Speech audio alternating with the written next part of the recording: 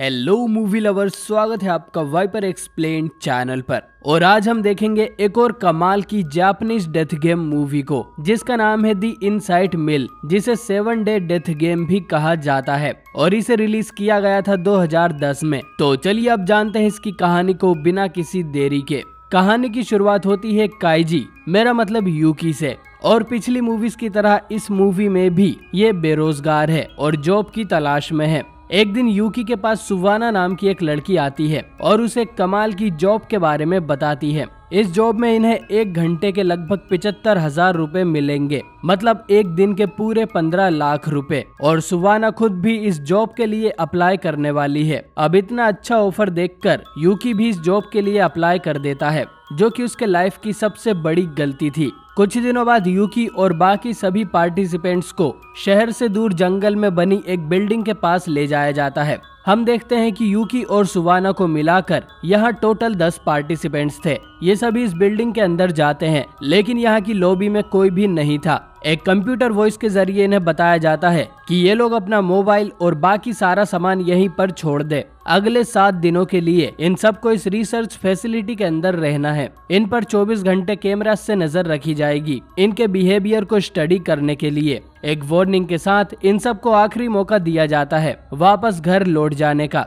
लेकिन ये सभी बिल्डिंग के अंदर एंटर कर जाते हैं और बेसमेंट में बने एक डाइनिंग रूम में जाते हैं। इनके अंदर आते ही दरवाजा लॉक हो जाता है और पहला दिन शुरू होता है। यहाँ पर एक टाइमर भी लगा हुआ था, जो कि 7 दिन का टाइम काउंटडाउन कर रहा था। नीचे एक और डिस्प्ले भी था, लेकिन उस पर किस चीज का नंबर था ये किसी को समझ नहीं आता। इसके बाद इनकी नजर डाइनिंग टेबल पर जाती है, जिस पर 10 डॉल्स रखी हुई थी, जो कि इन सभी 10 पार्टिसिपेंट्स को रिप्रेजेंट कर रही थी। इन सब के लिए आज का खाना भी रेडी था, तो ये सब बैठकर उसे खाने लगते हैं। यूकी देखता है कि ओल्ड मैन के हाथ खाना खाते समय कांप रहे थे, मतलब इसे जरूर पीने की बुरी लत होगी। उसाको नाम का लड़का सजेस्ट करता है कि वो सब 7 दिनों के लिए यहाँ पर रहने वाले हैं, तो उन्हें एक दूसरे को अच्छे से जान लेना चाहिए। वो सबको अपना नाम बताता है और ये भी कि वो एक डॉक्टर है। उसाको के साथ यहाँ उसकी गर्लफ्रेंड वकाना भी आई थी और ये दोनों जल्द ही शादी करने वाले हैं। एक स्टूडेंट माकी बताता है कि वो यहाँ सिर्फ पैसों के लिए आया है।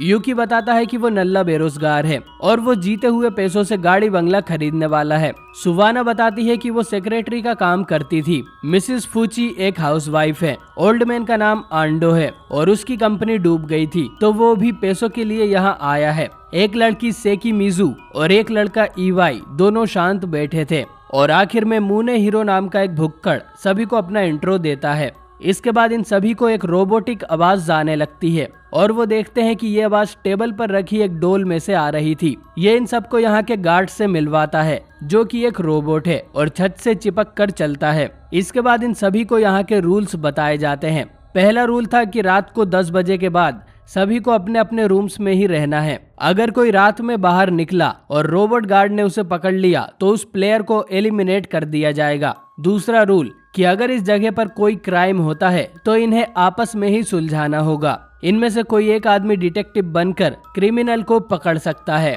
और इसके बाद ये सभी लोग वोट करेंगे कि जिस आदमी पर इल्जाम लगा है वो उनके हिसाब से क्रिमिनल है या नहीं। अगर मेजोरिटी वोट क्रिमिनल के खिलाफ होते हैं तो गार्ड क्रिमिनल को उठाकर जेल में डाल देगा। और आखिरी रूल कि ये गेम 2 तरह से एंड हो सकता है, या तो 7 दिन पूरे हो जाएं या इन 10 लोगों में से सिर्फ 2 सर्वाइवर्स ही बचे। अब ये सुन सब लोग थोड़ा डर जाते हैं। यूकी सभी से कहता है कि उन्हें डरने की जरूरत नहीं है, उन्हें बस शांति से यहाँ 7 दिनों तक रहना है, तो कोई क्राइम होगा ही नहीं। आंडो भी यूकी की बात से सहमत होता है। इसके बाद इन सभी को एक आईडी कार्ड दिया जाता है, जिससे ये अपने कमरे में जा सके। कुछ देर बाद जब मिसेस फूची और सेकी मुजी बर्तन साफ कर रही थी, तब मूने हीरो यहाँ आकर कहता है कि शायद उसने फूची का चेहरा एक क्रिमिनल न्यूज़पेपर में देखा था। वो इल्जाम लगाता है कि फूची वही प्रिंसिपल है जिसने नर्सरी स्कूल के एक बच्चे को अब्यूज किया था। फूची ये सुन थोड़ा घबरा जाती है और मूने हीरो को ये कहकर भगा देती है कि उसने किसी और को देखा होगा, लेकिन सेकी मुजी अब फूची पर शक करने लगी थी। इधर गैलरी में हमें पता चलता है कि उसाको भी कोई डॉक्टर नहीं है। उसने झूठ बोला था ताकि अगर यहाँ कुछ गड़बड़ हो जाए तो सब एक डॉक्टर पर ही भरोसा करेंगे। माकी को देख उसाको उसे भी कहता है कि वो उनकी टीम में शामिल हो जाए। और वो तीनों एक दूसरे को कभी वोट नहीं करेंगे। माकी बोलता है कि वो इस बारे में सोचेगा। तभी मुने हीरो इनके पास आकर इन्हें बताता है कि उसे आंडो और ईवाई पर शक है कि वो दोनों सीरियल किलर्स है। तो बेसिकली ये आदमी सब पर इल्जाम लगाते फिर रहा था। इधर आंडो को यहाँ घूमते हुए एक दीवार पर सूखा हुआ ब्लड दिखाई देता है। शायद ये डेथ गेम पहले भी कई बार खेला जा चुका है। इसके बाद ये एक हॉल रूम में जाते हैं, जहाँ रखी दारू देख आंडो उस पर टूट पड़ता है। यूकी उसे सलाह देता है कि उसे दारू पीना छोड़ देना चाहिए। अगर वो सिर्फ एक दिन का गोल रखे कि आज के दिन वो दारू नहीं पिएगा तो उसे ये लत छोड़ने में ज्यादा आसानी होगी। आंडो यूकी की बात मान लेता है और ड्रिंक नहीं करता। इसके बाद अनाउंसमेंट होती है कि 10 बजने वाले हैं और सभी अपने रूम में जाकर सो जाएं। यूकी जब अपने कमरे में आता है तो देखता है कि उनके दरवाजों में कोई भी लॉक नहीं है, मतलब ये दरवाजे कोई भी कभी भी खोल सकता है। साथ ही यूकी के कमरे में एक बॉक्स भी रखा हुआ था। यूकी अपने आईडी कार्ड से उस बॉक्स को ओपन करता है और इसमें से एक नुकीला फायर पोकर निकलता है। इसके साथ एक लेटर भी था जिसमें लिखा था कि इससे पीट पीट कर किसी को मार दो। यूकी उसे वापस बॉक्स में रख कर सो जाता है। अगली सुबह सुवाना यूकी को जगाने इस कमरे में आती है और उससे पूछती है कि उसने अपना बॉक्स खोलकर देखा या नहीं। मतलब इन सभी प्लेयर्स के रूम में एक एक बॉक्स रखा हुआ है जिसमें कोई ना कोई हथियार निकला होगा। इसके बाद इन सभी को एक बड़ा झटका लगता है और ये देखते हैं कि मुने हीरो का किसी ने मर्डर कर दिया है। मुने हीरो को किसी ने 5 बार गोली मारी थी, मतलब इनमें से किसी के बॉक्स में से जरूर एक गन निकली होगी। ईवाई जब यहाँ आता है तो लाश को देखकर उसकी थोड़ी हंसी छूट जाती है। अब सब लोग समझ जाते हैं कि असली डेथ गेम शुरू हो गया है और ये भी कि इनके कमरे साउंड प्रूफ है क्योंकि रात में किसी को गोली चलने की आवाज नहीं आई थी। यूकी डर के यहाँ से भागने की कोशिश करता है और चिल्लाकर इस एक्सपेरिमेंट को बंद करने की रिक्वेस्ट भी करता है, लेकिन दरवाजा नहीं खुलता। इसके बाद आंडो कहता है कि हमें मुने हीरो के बॉक्स को ओपन करके देखना चाहिए। मुने हीरो के बॉक्स में से एक ग्रीन कैप्सूल निकलता है जिसके अंदर जहर था। इसके बाद इन्हें एक और चीख सुनाई देती है और ये देखते हैं कि मुने हीरो की लाश गायब थी। असल में उसकी लाश को वो रोबोट गार्ड उठाकर एक कमरे में ले जाता है और वहाँ रखे हुए एक कॉफिन में पटक देता है। यहाँ टोटल 8 कॉफिन्स बने हुए थे, मतलब इनमें से कोई 2 लोग ही 7वें दिन तक जिंदा बचेंगे और ये एक्सपेरिमेंट करवाने वाले भी यही चाहते थे। इसके बाद अनाउंसमेंट होती है कि जल्दी क्रिमिनल को पकड़ा जाए। ऐसा करने पर डिटेक्टिव, क्रिमिनल और लाश तीनों को बोनस यानी कि डबल पेमेंट मिलेगी। अब किसी को समझ नहीं आता कि लाश डबल पेमेंट का क्या करेगा। फिर उसाको बोलता है कि उसे पता है कि ये क्राइम किसने किया और ऐसा कहते हुए वो ईवाई पर इशारा करता है। मुने हीरो को ईवाई पर सीरियल किलर होने का शक था, इसीलिए ईवाई ने उसे मारकर रास्ते से हटा दिया। और दूसरा प्रूफ ये है कि मुने हीरो की लाश को देखकर ईवाई हंस रहा था। अब यूकी कहता है कि हम ऐसे ही किसी पर इल्जाम नहीं लगा सकते, उन्हें सभी के बॉक्स चेक करना चाहिए। जिसके बॉक्स में गन निकलेगी वो ही क्रिमिनल होगा। लेकिन सभी अपना वेपन दिखाने से मना कर देते हैं क्योंकि अगर किसी के पास कोई मामूली वेपन हुआ तो किलर उसे ही अपना अगला टारगेट बनाएगा, तो कोई भी अपना वेपन नहीं दिखाता। अब उसाको सभी से वोट करने के लिए कहता है। यूकी, आंडो और सेकिमुजी को छोड़कर सभी लोग ईवाई के खिलाफ वोट करते हैं।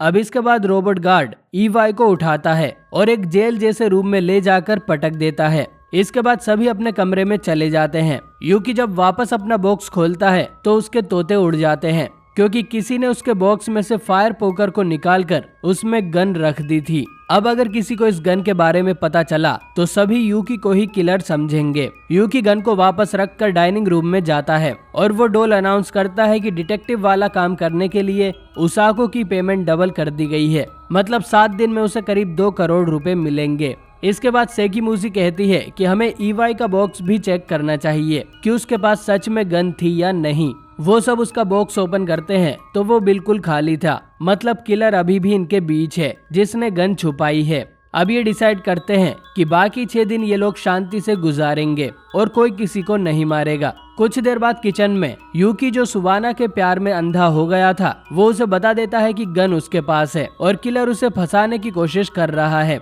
सुवाना यूकी का यकीन कर लेती है। इसके कुछ देर बाद यूकी देखता है कि मिसेस फूची सुवाना के कमरे में ताक झांक कर रही थी। उसे शक था कि सुवाना ही किलर है, लेकिन उसे सुवाना के कमरे में गन नहीं मिलती क्योंकि हम जानते हैं कि गन तो अब यूकी के पास है। इसके बाद यूकी अपने कमरे में जाकर उस गन की बुलेट्स चेक करता है और ये जानकर शॉक हो जाता है कि इस गन से अभी तक एक गोली भी नहीं चली थी। तो फिर मुने हीरो की मौत गोली लगने से कैसे हुई? खैर, रात के समय फूची को जासूसी का कीड़ा काटता है और वो किलर को पकड़ने के लिए अपने कमरे से बाहर निकलती है, लेकिन तभी कोई पीछे से आकर उसके सर में एक नेल गन से शूट कर देता है, जिससे फूची की तुरंत ही मौत हो जाती है। और ये मर्डर किया था सेकिमुजी ने, जिसके बॉक्स में से ये नेल गन निकली थी।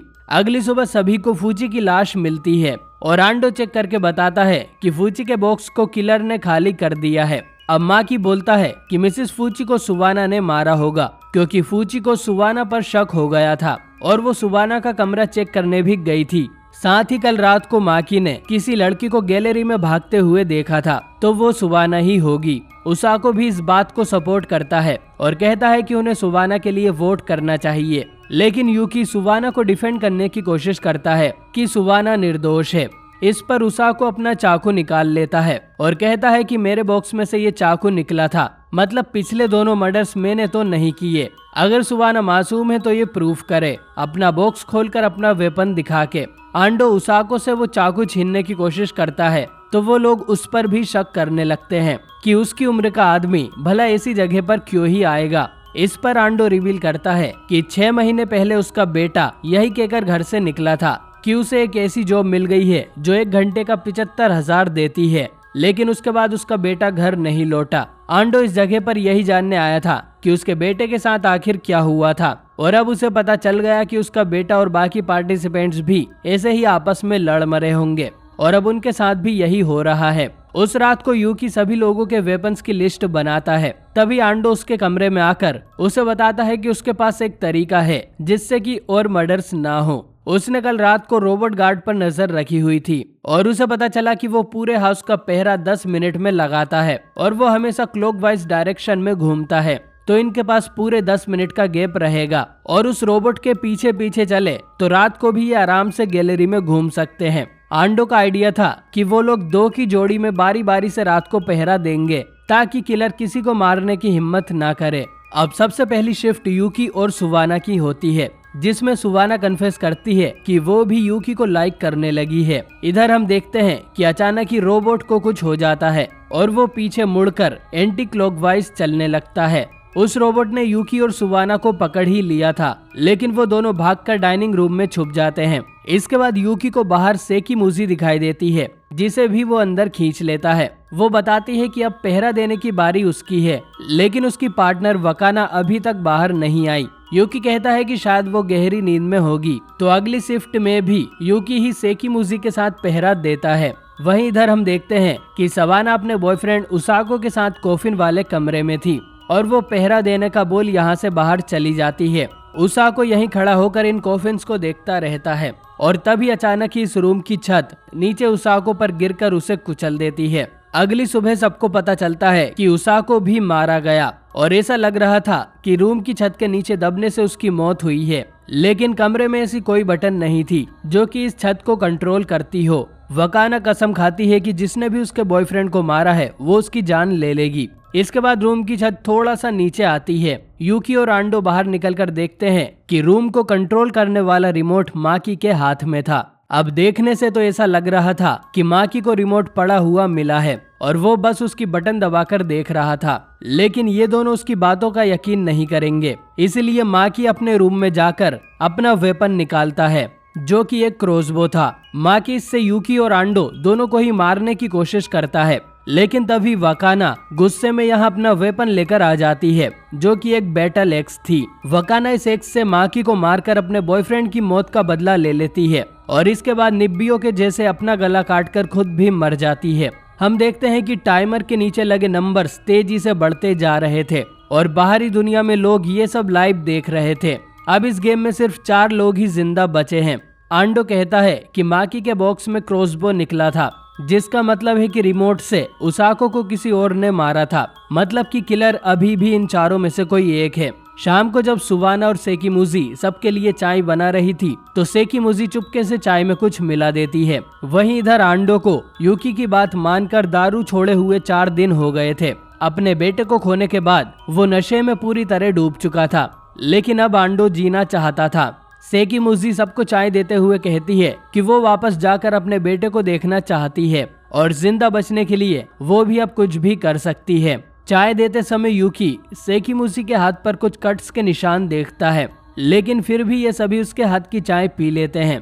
रात के समय यूकी सेकिमुजी के कमरे में जाता है और उससे उसके हाथ पर बने निशानों के बारे में पूछता है। सेकिमुजी बताती है कि उसके पेरेंट्स उसे बचपन में बहुत पीटा करते थे, इसलिए उसने कई बार मरने की कोशिश की है, लेकिन जब उसका बेटा पैदा हुआ तो उसकी जिंदगी बदल गई। उसके बेटे को हार्ट ट्रांसप्लांट की जरूरत है और उसी का ऑपरेशन करवाने के लिए सेकिमुजी इस गेम को जीतना चाहती है। अब ये सब सुन यूकी समझ जाता है कि फूची को इसी ने मारा होगा, लेकिन फिर भी वो चाहता था कि सेकिमुजी अब और किसी को ना मारे। लेकिन तभी अचानक ही वो नीचे गिर जाता है। सेकिमुजी उसे बताती है कि उसने सभी की चाय में मसल रिलैक्सेंट डाल दिया था, जो कि उसे फूची के बॉक्स में मिला था और उसी का असर यूकी पर होने लगा है। इसके बाद सेकिमुजी अपनी नेल गन निकालकर यूकी को मारने आगे बढ़ती है, लेकिन यूकी उसे धक्का देकर उस कमरे से रेंगते हुए भागता है, लेकिन अब वो काफी कमजोर हो गया था। इसी समय रोबोट गार्ड पहरा देते हुए यहाँ आ जाता है और दोनों प्लेयर्स को वार्निंग देता है कि वो अपने अपने रूम में चले जाएं, नहीं तो उन्हें एलिमिनेट कर दिया जाएगा। मौका देखकर यूकी पास वाले कमरे में चला जाता है और सेकिमुजी बाहर ही रह जाती है और इसके बाद रोबोट गार्ड सेकिमुजी को गोलियों से छल्ली कर देता है और सेकिमुजी मारी जाती है। यूकी की नींद सीधा अगली सुबह खुलती है और वो आंडो और सुवाना को बताता है कि सेकिमुजी को गार्ड ने मारा है और अब उसे सारी कहानी समझ आ जाती है कि शुरू में कोई क्रिमिनल था ही नहीं। पहली रात को जो मुनेहिरो का मर्डर हुआ था वो भी रोबोट गार्ड ने ही किया होगा। अब मुनेहिरो बाहर क्या करने निकला था, इसके दो कारण हो सकते हैं। पहला कि वो जानबूझकर मरना चाहता था ताकि उसके रिलेटिव्स को उसका डबल बोनस मिले, और ये भी हो सकता है कि मुनेहिरो इस फाउंडेशन के साथ ही मिला हुआ था, उसे यहाँ मरने के लिए ही भेजा होगा ताकि वो इन सब लोगों को एक दूसरे के खिलाफ भड़का सके। और उसकी मौत होते ही सबने एक दूसरे पर शक करना शुरू कर दिया।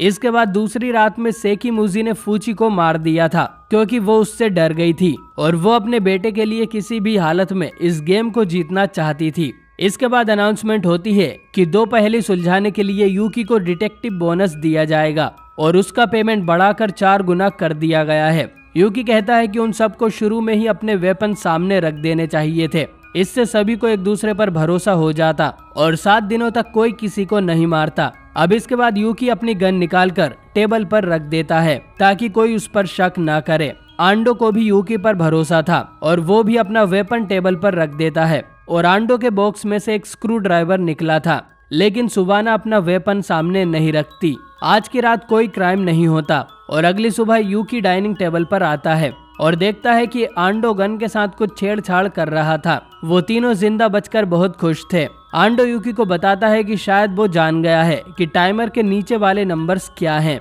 ये डेथ गेम जरूर पूरी दुनिया में ब्रॉडकास्ट किया जा रहा होगा और ये नंबर्स हमें देखने वाले व्यूअर्स का है और इनके डोनेशन के पैसे ही हमें पेमेंट के रूप में मिलने वाले हैं। और अब इन तीनों को बस कल का दिन ही सरवाइव करना था। अगली सुबह जब यूकी उठकर डाइनिंग रूम में आता है तो उसके होश उड़ जाते हैं क्योंकि डाइनिंग टेबल पर रखी गन और स्क्रू ड्राइवर दोनों ही किसी ने उठा लिए थे। यूकी आंडो और सुवाना के कमरे में जाता है तो वो दोनों भी गायब हो गए थे, लेकिन उन्हें खोजते हुए यूकी देखता है कि जेल का डोर खुला हुआ था। वो अंदर जाकर देखता है कि ईवाई जेल से फरार हो गया है। साथ ही अंदर लगे सीसीटीवी मॉनिटर से वो अब तक हुई हर घटना को देख रहा था। इसके बाद यूकी को बाहर खून के निशान मिलते हैं, जिनका पीछा करते हुए यूकी कॉफिन वाले कमरे में जाता है और देखता है कि कॉफिन में आंडो की लाश पड़ी हुई थी। अचानक ही ईवाई पीछे से आकर यूकी को दबोच लेता है। वो बताता है कि आज सुबह उसकी जेल का दरवाजा अपने आप ही खुल गया। वो ये भी कन्फेस करता है कि उसाको को उसी ने मारा था। वो रिमोट कंट्रोल असल में ईवाई का ही था और उसी के बॉक्स में से निकला था, जो कि ईवाई अपने साथ जेल में ले आया था। ईवाई उसाको से बदला लेना चाहता था उसे जेल में भेजने के लिए, इसीलिए उसने कमरे की छत नीचे गिराकर उसाको को मार दिया। इसके बाद उसने रिमोट को जेल से बाहर गैलरी में फेंक दिया, जो माकी ने उठा लिया और सारा शक उस पर चला गया। इसके बाद ईवाई ये भी रिवील करता है कि आंडो को उसने नहीं मारा है और ना ही उसके पास गन है।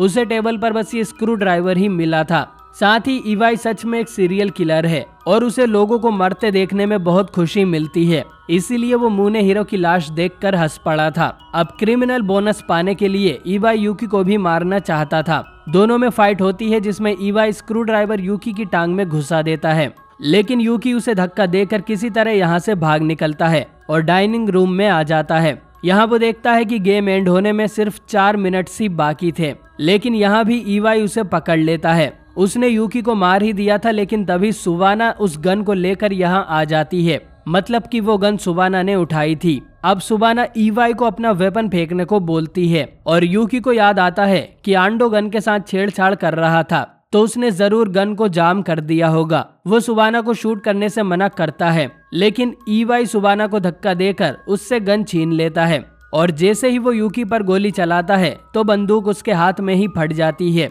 और उसकी मौत हो जाती है।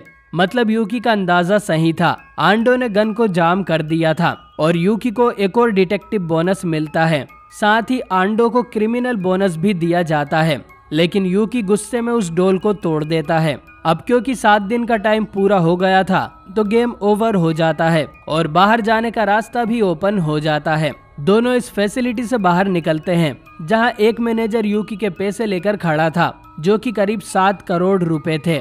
लेकिन जाते हुए वो देखता है कि सुवाना उसके साथ नहीं आ रही है। अब सुवाना रिवील करती है कि असल में वो खुद इस फाउंडेशन के लिए काम करती है और उसका काम होता है गेम को इंटरेस्टिंग बनाना, जिससे उन्हें व्यूज ज्यादा मिले। उसने यूकी को जॉब ऑफर इसीलिए दिया था क्योंकि फाउंडेशन देखना चाहती थी कि डरपोक लोग ऐसी सिचुएशन में बच पाते हैं या नहीं, और उसी ने आज सुबह जेल का दरवाजा खोलकर इवाई को आजाद किया था और उसी ने यूकी के बॉक्स में वो गन डाली थी उसे फंसाने के लिए। यूकी को ये सब सुन यकीन नहीं होता और वो उससे पूछता है कि फिर उसने यूकी की जान क्यों बचाई, जिस पर सुवाना कुछ नहीं कहती और अपनी कार में बैठकर यहाँ से चली जाती है। तो इस मूवी में भी काइजी का एक लड़की ने काट दिया। खैर, यूकी पैसों से भरा बैग लेकर सिटी की तरफ जाने लगता है और तभी उसे पीछे से आवाज आती है। ये ओल्ड मैन आंडो था।